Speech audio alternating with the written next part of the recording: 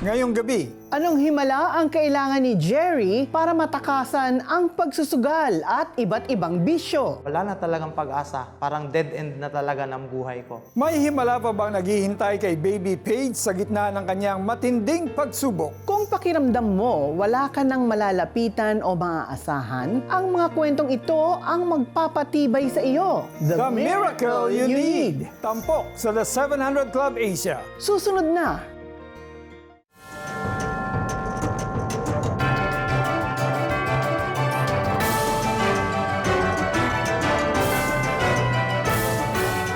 Welcome to the 700 Club Asia. Paring Alex, kapag naririnig mo yung salitang The Miracle You Need, anong himala yung unang pumapasok sa isip mo? Yung miracle na nangyari sa akin. Oho. Well, meron time na yung panganay ko, si AJ, ay graduation niya bilang doktor.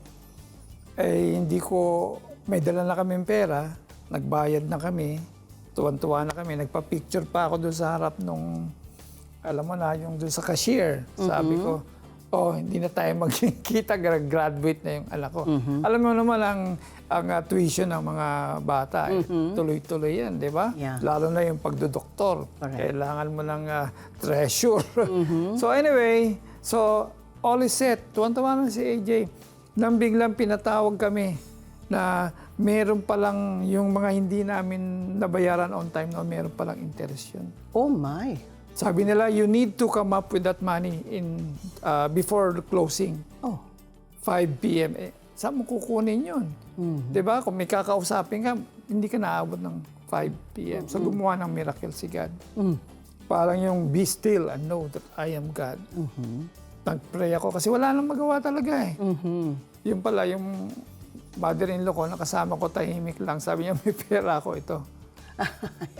So ginamit ng Oo, Diyos. pero bago yun, Si mother-in-law. hindi kaagad siya nag-offer. Kasi malaki pa eh. Malaki pa yung amount eh. Parang imposible nga na makover for this day. Bigla nang sabi nung oh Mr. Tinsay, kilala ko kayo, tumubo nga yung kandidato ngayon, sinuportahan ko kayo, ganon-ganon. Tapos, pagkatapos na mag-usap, may lumabas na parang assistant ng din something. Sabi, oh Mr. Tinsay, nandito ka pala. Sinabi ko quickly yung problema ko, hindi na matagal. Sabi niya, matutulungan kita. Bababawasan natin yan, kakausapin ngayon din. 50% off eh. Oh, Yung wow. binigay. 50 off. Oo. Yun ang milagro. Oo, kaya yung mother-in-law ko naman, madali na lang. So, yun ang talagang milagro. Yeah. In so quick a time na imposible talaga, nandyan. So, naalala ko palagi yung, kasi alam mo, si Lord hindi niya tayo ipapahiya eh. So, ikaw naman, Kata, Naku. alam ko meron kang miracle story. Well, actually, every day for me is already a miracle. The fact that I'm alive today, di ba? Kasi alam mo naman, narinig mo naman, nabalitaan mo na tayo ay na-diagnose ng cancer. Nagka-cancer ka pala. Parang hindi ko nga narinig sa iyo. Hindi nga, miracle nga. Kaya wala akong cancer. Pero sa totoo lang po, nung na-diagnose ako, humingi ako agad sa God ng miracle. Lord, ang dami namin pinagpipray, na-heal sila. Baka naman ako pwedeng bigyan mo ako ng isang himalang kagalingan. Eh, ang sagot ng Diyos sa akin, hindi ikaw. Sabi niya, ididisiplina kita. So for me, sabi ko ganun, hindi nga naging instant yung miracle, pero unti-unti akong pinagaling ng Panginoong Diyos at binigyan niya ako ng karunungan kung paano gumaling sa pamamagitan ng tinatawag nilang integrative medicine. Pwede pala yun. Nasa sa iyo rin yung pagdisiplina mo sa sarili mo. Yun, dinisiplina talaga ako ng Panginoong Diyos. Kasi imagine, kung binigyan ako ni God ng instant miracle, siguro patuloy pa rin ako dun sa stressful life, maling kain, maling tulog, kulang sa pahinga, which is so wrong. Kumbaga parang we are killing ourselves. No, with what we eat and also how we discipline ourselves or not discipline ourselves. So God helped me walk the proper way. At yun para sa akin ang milagro at hanggang ngayon milagro, buhay pa rin ang lola niyo. Kaya nga yung mga ino-order mong food, ginagaya ko para healthy. Healthy. Yeah. Pero iba-iba po ang himala ang kailangan ng bawat isa sa atin. May mga humingi ng himala sa probisyon, Katulad nung nangyari sa akin. May naghihintay ng kagalingan, healing, yung nangyari po kay Maring Kata, at may mga nananalangin para sa panibagong pag-asa. At may mga taong ang pinakakailangan nila ay ang himala ng isang buhay na nagbabago. Tulad ni Jerry, nalulong siya sa iba't ibang bisyo at halos mawalan na ng pag-asa. Pero may himalang naghihintay sa kanya. Anong himala ito? Let's find out. Wala na talagang pag-asa. Parang dead end na talaga ng buhay ko. Sa murang edad ni Jerry, siya ay nalulong sa masamang bisyo kasama na ang pagsusugal. Naghahangad na rin ako na magkapera para meron akong sariling pang gastos o pang tustos dun sa pagsusugal ko. Dulot nito, madalas siyang sinasaktan ng kanyang lasinggerong ama. Nagkaroon ako ng hinanakit tsaka sama ng loob sa magulang ko nung time na yon. Na parang nagkimkim din ako ng sama ng loob, ng galit dahil sa pangyayaring yon. Lumipas ang ilang taon, hindi pa rin natatalikuran ni Jerry ang makamundong pamumuhay niya. Dahil dito, hindi siya nakapagtapos ng pag-aaral. Pag sa college kasi, bahala ka na kung papasok ka sa ano o hindi. Parang di na ako nakakapag-aral ng maayos talaga nun. Gayunpaman, tinulungan siya ng kanyang tito na magtrabaho sa isang kumpanya bilang isang security guard, subalit Doon na ako nakatikim ng drugs hanggang sa naging addict na ako sa drugs. Hindi ko masasabing masaya eh. Kasi nung time na yun talagang parang walang kapayapaan eh. ang ganitong pamumuhay ni Jerry ay umabot sa sukdulan hanggang naapektuhan ang kanyang pag-iisip. Nakakatakot kasi iniisip ko noon na parang may papatay sa akin eh. Nung time na yon, sabi ko sa mama ko, "Ma, hindi ko na kaya yung nararamdaman ko." Sabi ko sa mama ko. Sabi ko sa mama ko, "Madalahin mo na ako kay lolo." Kaya gusto kong pumunta sa kanya. Ano po siya, born again po siya. Dinala si Jerry ng kanyang ina sa simbahan kung saan ay pastor pala ang kanyang lolo. Tumira siya doon, ngunit hindi naging madali ang kanyang pagbabago. Nagpe-praise and worship na, nag-aawitan na. Hindi ako tumitingin sa mga tao kasi nahihiya akong tumingin sa mga tao dahil nga sa kalagayan ko. Pero alam niyo po, nung time na yon, wala akong tiwala sa kahit kaninong tao. Ang laki po talaga ng epekto sa akin nung nakakarinig na ako ng salita ng Diyos tapos yung mga nakakasama ko na yung mga mananampalataya. Parang doon na talaga ako unti-unti nakarecover. Lumipas ang ilang linggo. Dapat po pala matitreat muna ako nun psychologically. Kasi nga po, yung sa nangyari sa akin na nag-hallucinate ako, na-depress ako, yung hindi normal yung takbo ng isip ko. Meron ako nakitang lalaki na may bit-bit na buko. Sinundan ko siya ng sinundan hanggang pumasok sa bahay nila. Pumasok rin ako sa bahay nila. Tapos kinuha ko yung itak. Tapos yun, napagkamala nila akong magnanakaw kasi pumasok ako sa bahay nila na hindi kilala. Dahil dito, ipinakulong siya at hindi niya alam na pumunta ang kanyang ina sa presinto. Tapos hindi ko alam nung time na yon, yung mama ko pala bro, natutulog siya dun sa labas ng kulungan ko nung time na yon. Makalipas ang ilang araw, nakapagpiansa si Jerry sa tulong ng kanyang pamilya. Nagdesisyon siyang magpa-admit sa mental hospital upang matulungan sa kanyang kondisyon. Sa loob ng ospital ay unti-unting binago ng Diyos ang buhay ni Jerry at patuloy na niyang pinanghawakan ang salita ng Diyos. Paglabas ng ospital ay nagsimulang magseryoso si Jerry sa kanyang relasyon sa Diyos. May lumapit sa akin na isang kabataan, tapos lumapit siya sa akin, tapos tinanong niya ako. Sabi niya, "Brother, meron ka bang prayer request?" Sabi niya sa akin. "Gusto mo bang ipag-pray kita?" Sabi niya sa akin. Nag-sink in na rin po sa akin yung word of God noon. Nataniman na rin po talaga ako noon. Kaya nung time na nakarinig po ako ng word of God talaga, parang nanumbalik ba yung kauhawan ko sa salita ng Diyos. Kasi katulad po ng sinabi ni Apostol Pablo, sabi niya na, "By the grace of God, I am what I am." Yun po ako ngayon. Kaya ako po, buong buhay ko, hanggang sa huling hininga, sabi ko po sa sarili ko, maglilingkod po ako sa Panginoon. Malaking bagay din na natuto siyang magpatawad sa kanyang ama. Paunti-unti, nung nakakilala na ako sa Panginoon, paunti-unti, doon na nawala yung galit ko, yung sama ng loob ko sa papa ko. Kasi syempre, nakakapakinig na ako ng Word of God. Bit-bit ang mga natutunan sa buhay para kay Jerry. Si Kristo, siya yung bumuo ng buhay ko. Sabi nga ng Mark 8:36, "What shall it profit a man if you gain the whole world and you lost your soul?" Or what shall a man can give in exchange for his soul? Hindi po tayo masasatisfy kahit makuha pa natin lahat ng bagay sa daigdig na ito kapag wala sa atin ang Panginoong Hesukristo. Tama talaga yung kwento ni Jerry na wala kang kapayapaan hanggat hindi mo natatanggap si Kristo sa buhay mo.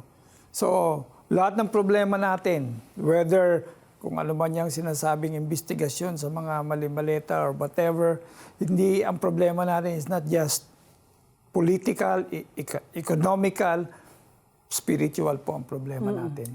Totoo yan pare, dahil nabanggit din ni Jerry na nung siya ay nakarinig ng salita ng Diyos, ay unti-unti siyang gumagaling. Dahil alam niyo po mga kaibigan, the Word of God is our Lord Jesus Himself, and He is the healer. His Word can heal us. Sa katunayan pare, yun yung pinaka-primary medicine na ginamit ng Diyos sa akin para pagalingin ako. Yung katotohanan na binanggit niya tungkol sa pagpapagaling at saka yung mga pangako na ibinigay niya sa akin na hindi ako mamamatay, kundi patuloy akong mabubuhay. At yun ang nakasulat sa salita ng Diyos. Kung kaya ang kagalingan po natin sa ating pag-iisip at maging ang ating pangangatawan ay nakasalalay po sa ating pananampalataya, pagtitiwala po. At yun po ay nakasulat sa salita ng Diyos. Mga kapatid, kung handa kang tanggapin si Jesus bilang iyong Panginoon at tagapagligtas, samahan mo kami sa panalangin ito ng buong puso at pananampalataya. Lord, salamat po una sa lahat, Panginoon, sapagkat in-expose mo ako, Lord God. In-expose mo ang sarili ko na hindi ko kayang iligtas ang aking sarili. Hindi ko kayang punuin ang sarili ko ng mga bagay na magbibigay sa akin ng kaganapan. At natuklasan ko, Panginoon, ikaw lamang pala yun, Lord God. So, lahat ng struggle ko, Panginoon, ibinibigay ko sa iyo, Lord God. Nakita ko na, Panginoon, na ikaw lamang ang daan, ang katotohanan at ang buhay. At Lord God, ayaw ko na pong bumalik sa dati kong nakaraan. Lord God, magulo, nakakapagod, nakakalito, Lord God. Kaya Panginoon, handa na po akong tanggapin ang iyong alok. At ako po ay naniniwala, Lord God, na ikaw ang tunay na pagbabago sa aking buhay. Lord, inaanyayahan kita, pumasok ka sa aking puso. Sinusurrender ko na, Panginoon, ang aking buhay sa iyo. Ang lahat-lahat sa akin, Panginoon. At alam ko, hindi mo ako bibiguin. Binubuksan ko ang aking puso. Manahan ka. Mula ngayon, Panginoon, ang kalooban mo ang masunod sa aking buhay. At alam ko, Panginoon, kung paano binago mo ang buhay ni Jerry, ito na rin ang simula ng aking pagbabago. Sa kapangyarihan ng iyong banal na Espiritu, manahan ka sa akin. Sa ngalan ni Kristo. Amen.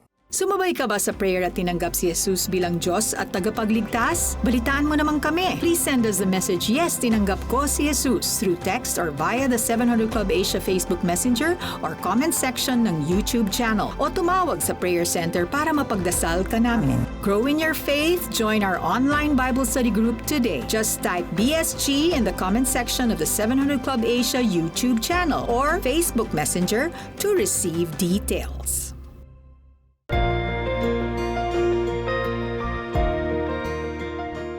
Blessing more people through CBN Asia is fast and easy using your GCash app. Just tap the QR button to scan CBN Asia's GCash QR code. Enter the amount you want to give. Tap Next, then Pay. Send a screenshot of your receipt to CBN Asia via Facebook Messenger or email partnership@cbnasia.org so we can acknowledge your donation. To make future donations faster, save CBN Asia as a favorite biller in your GCash app. Tap the bills icon, choose Add Biller, select CBN Asia, and enter your details. Then tap Save. Be God's hand of blessing. Give today.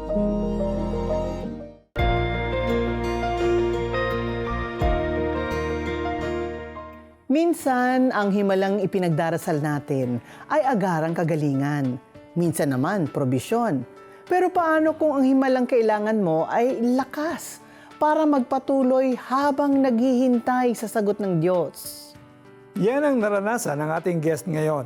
Nang isilang ang premature na kanyang anak na si Paige, Nagsimula ang isang paglalakbay na puno ng takot, luha at kawalang katiyakan. Ngunit sa bawat pagsubok, nakita nila ang katapatan at himala ng Diyos. To tell us more about the miracle she needed, please welcome Jewel Tizon. Welcome to the show, Jewel. Hi, Jewel! Ayan. Si Jewel po ay isang producer ng 700 Club.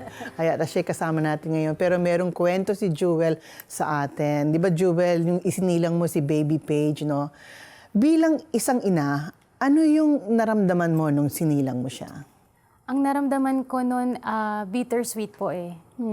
Kasi 27 weeks pa lang, sumakit na po yung yung matres ko, and I had to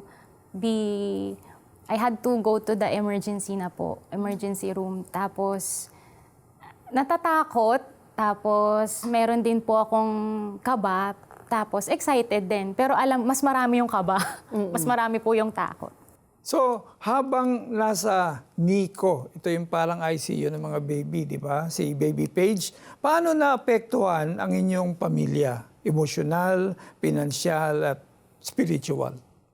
Para sa akin po, emotionally draining, financially draining. Kasi araw-araw pumapatak po yung bills namin sa hospital. Hindi namin alam kung saan namin kukunin yung pambayad namin.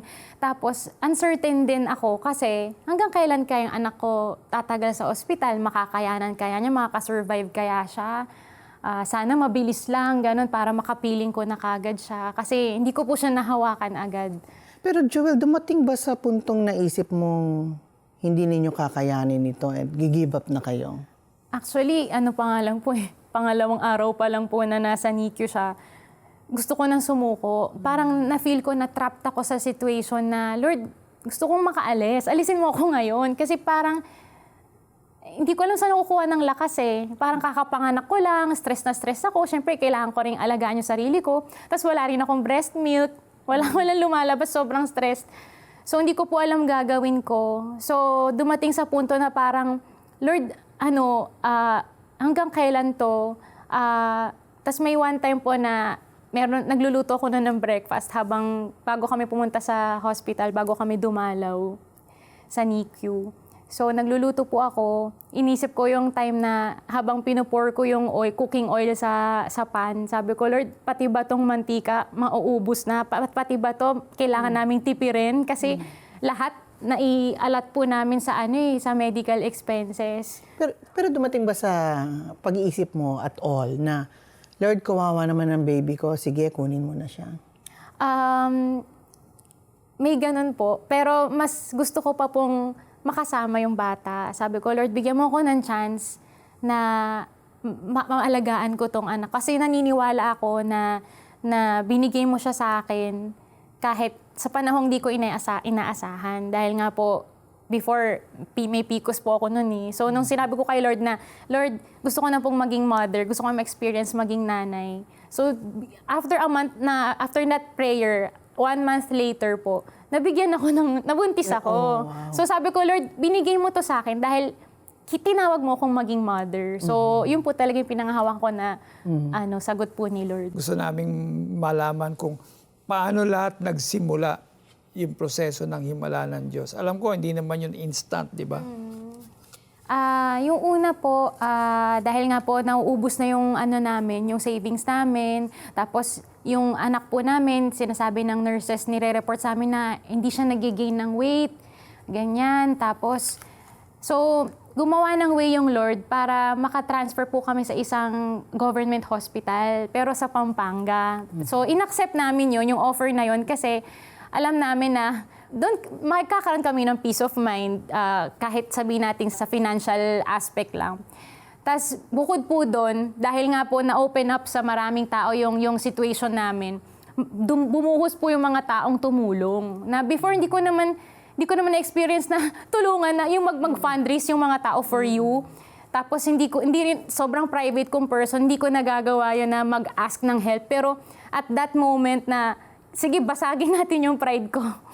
So, nung time na nabasag yung pride ko doon, talagang nag-pour yung mga blessing ng Lord. Minsan, yung mga hindi ko naman po ka-close na tao, nagme-message sa akin na, eto, meron kaming pinadala sa account mo, sobra po. Tas, yung amount na yun, sobra-sobra pa dun sa kinailangan namin. Napakahabang panahon na hindi okay yung baby mo, no? Did you ever question God or did you even hindi kinwestiyon mo tsaka nag-doubt ka ba?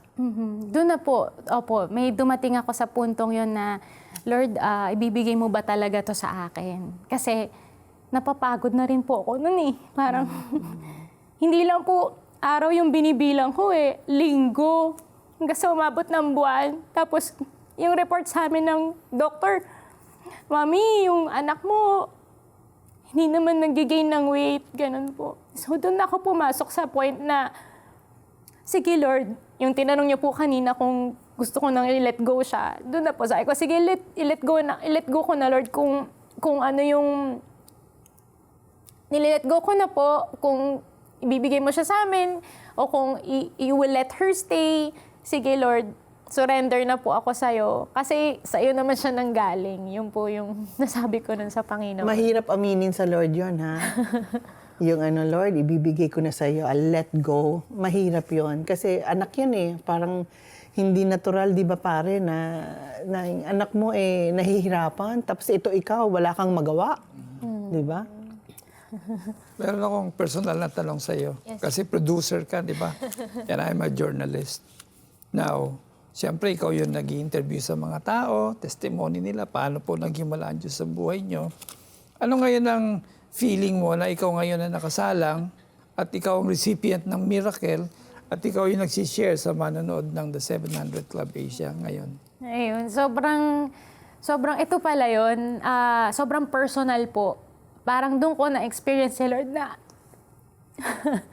kasi dati po, sinusulat ko lang sa script lahat eh. Yung mga nagka-problema sa nagka-problema sa health, nagka-problema sa finances, nagka-problema sa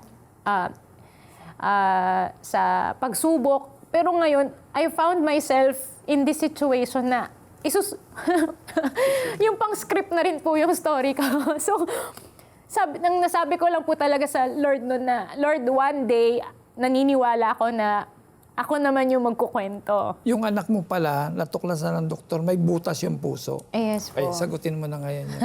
Sabi ko, Lord, parang walang katapusan. Parang gusto ko lang naman makapiling na yung anak namin, mamuhay kami ng normal. Pero nung natuklasan nga pong may butas sa puso, panibagong dagok na naman po sa akin yun at sa aming pamilya.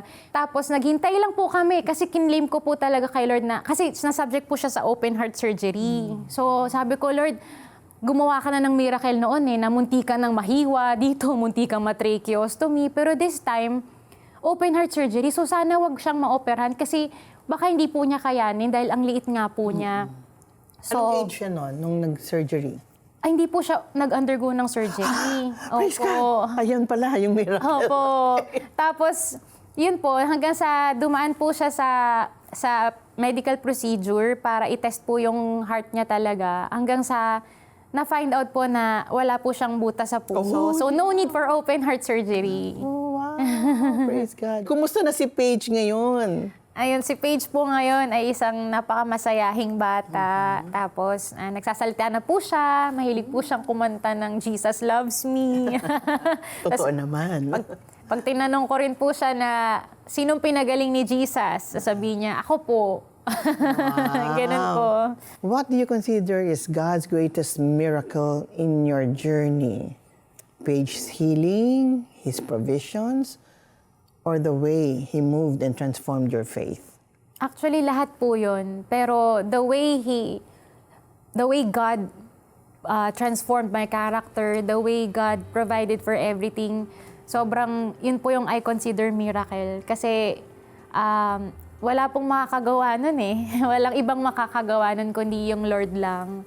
And doon ko po nakita yung sovereignty and power po ng Panginoon and control over our situation. That really, God never failed us. Thank you very much, Jewel, for sharing your heart and your testimony because I believe maraming nanonood din sa atin ngayon na tunay na may natututunan at nai-inspire sa iyong kwento, no? Dahil alam ko maraming nanonood ngayon na may pinagdaraanan kayo and I'm sure you're already maybe losing hope already. But as you've heard Jewel's story, There's hope. There's hope in the Lord. Kahit ba parang imposible na ang sitwasyon ninyo.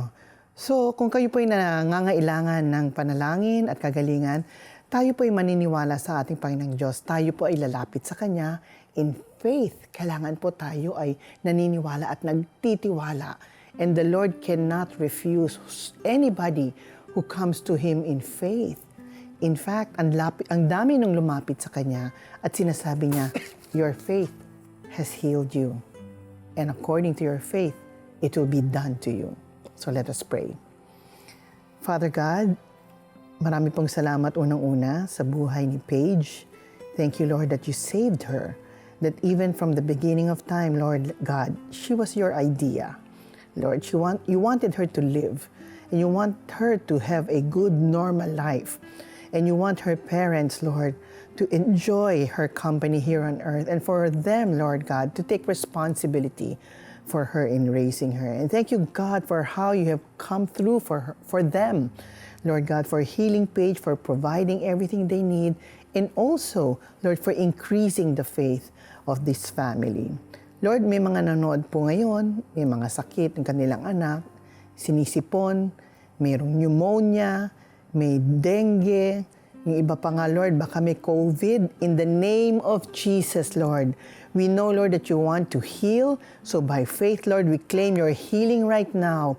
For those, Lord God, who are sick, o God, hindi lang po yung mga simpleng sakit, kundi maging sakit na cancer.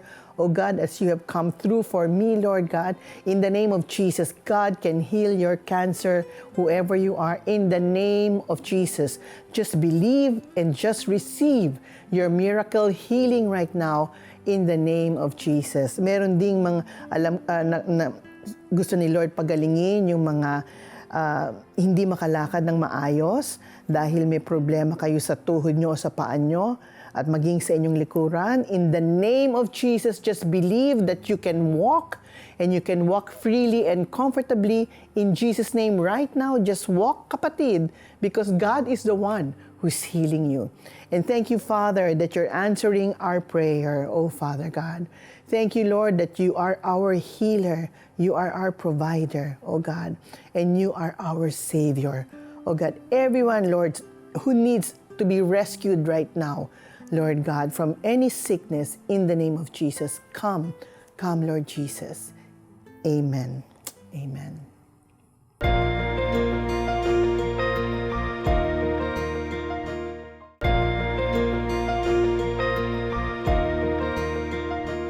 Ano man ang miracle that you need ngayon, tandaan mo, walang imposible sa Diyos. Maaring hindi siya kumikilos ayon sa ating oras, pero lagi siyang kumikilos ayon sa kanyang perpektong plano. Kaya huwag kang susuko sa pananalangin. Panghawakan mo ang pangako ng Diyos na nakasaad sa Jeremiah 32 verse 27. Ako si Yahweh, ang Diyos ng lahat ng tao. Walang bagay na mahirap para sa akin. Maraming salamat po sa inyong pagsama sa amin ni Paring Alex. Hanggang bukas, ito po ang The 700 Club Asia. Nagpapaalala na ang Diyos ay tapat noon, tapat ngayon, at tapat magpakailanman. At dito po nagtatapos ang ating maikling kwentuhan. Stories of hope, faith, and love. God bless you more and more. Shalom, See you next shalom. time. Mula sa kanyang pagiging hired killer at clinically dead na daw. Ngayon na isa na siyang pastor na nagdadala ng pag-asa sa mga preso. That is a real, undeniable miracle of God's grace. We just have to trust Him. Sobra-sobrang blessing ni Lord despite na nagawa namin sa Kanya, napatawad niya kami at lumabas pa sila na matatalino at masunuring mga bata.